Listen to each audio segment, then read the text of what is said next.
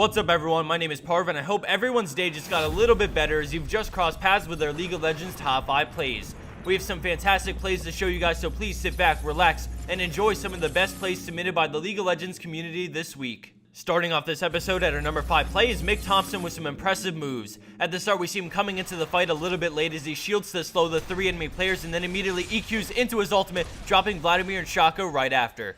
Kha'Zix jumps in, quickly bursting down Lux, but her Ignite will finish him off, leaving Jarvan at around half health to solo a strong Vayne. He runs into the brush and under so much pressure he comes up with an epic flash juke back into the brush as Vayne flashes over the wall and looks around for a while before coming up empty-handed. The great cleanup followed by the amazing flash juke was an epic way to start this episode off, but now we transition into our number 4 play with Silomare on Vayne and her clutch mechanics. Right off the bat, we see the enemy Blitzcrank emerge from the brush, looking to make his way around to pull Vayne, but Nunu foils his plans by getting in the way and then starting a brilliant ult to deny him even more.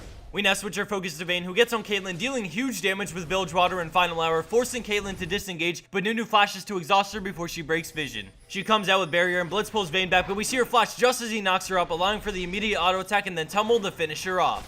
She then switches to Blitzcrank with the Great Condemn to push him even further away, which forces his flash, but she pursues and then tumbles through the creeps to land the third auto attack for the double. With Hecarim at bot lane cutting them off, they can try and stall and suicide or fight him off. Since Nunu never backs down, we see Snowball go out to allow Vayne to kite him back while dishing out some damage. Nunu continues to auto attack for his passive to try and help her out, but it's pretty much all on her. She kites around, hitting him as she jukes the other way, but he gets her really low, so she uses Condemn, and he makes one final charge at her, but she tumbles back to dodge his Q, finishing him off right after for the extremely close call 3-for-0 exchange.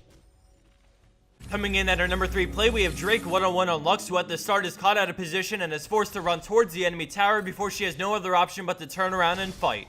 After the binding on Leona, she shields a lot of the incoming damage, but with all her spells down, she decides to take off, turning around the juke Leona's up, and then Vayne ults and condemns her into the wall. Leona leaves the Vayne to finish her off, but she has other plans as we see a lightning fast QER with Ignite to 100-0 Vayne, which leaves Leona dumbfounded, but nonetheless, she goes to finish off Lux. Drake flashes to be sure Eclipse doesn't end her. She heads for the brush and actually sticks around, tossing out her Q and E, but watch closely as she utilizes her passive to the max with auto attacks in between each spell. She then shields, ready to box it out with Leona, and thanks to that plump shield, she somehow manages the double with all odds against her just as it expires, actually scoring the ace for her team.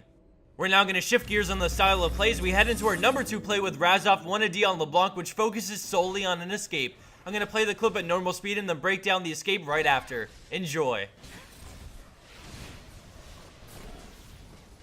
It's a lot to take in, so let's dissect this play and highlight exactly what she did to make it possible. At the start, she gets hit by the Q, and she notices Xerath charging in, so she knows something is up, and she tries to jump a Z, but once she gets hit, we freeze it so you can see what's going on in her mind. She knows the Arcane Barrage is coming to activate the stun, which means death because of Elise, so she quickly reactivates it to dodge the first charge, and then immediately jumps the second time towards Xerath. This not only brings the spider away from her planned escape path, but also dodges the second charge as she reactivates her Q again to dodge the third charge and his Q, and then flashes away for good measure in case the Elise wanted to try and Venomous Bite to get to her. Such precise planning and execution went into this, and from the moment Elise is seen to where she flashes at the end, only 5 seconds go by.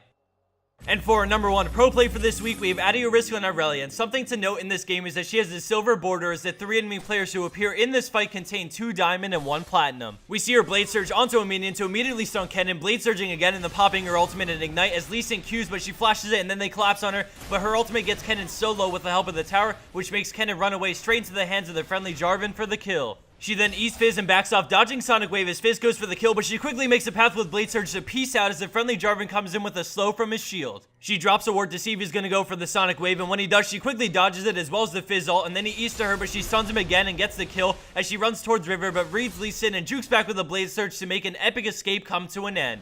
Jarvan tries to flash into the Sonic Wave to be safe, but after Lee Sin backs off, he pursues Lee Sin but can't grab the kill, making this a 2-for-0 exchange and showing that Adeorisk can tango with some of the top dogs in EUNE.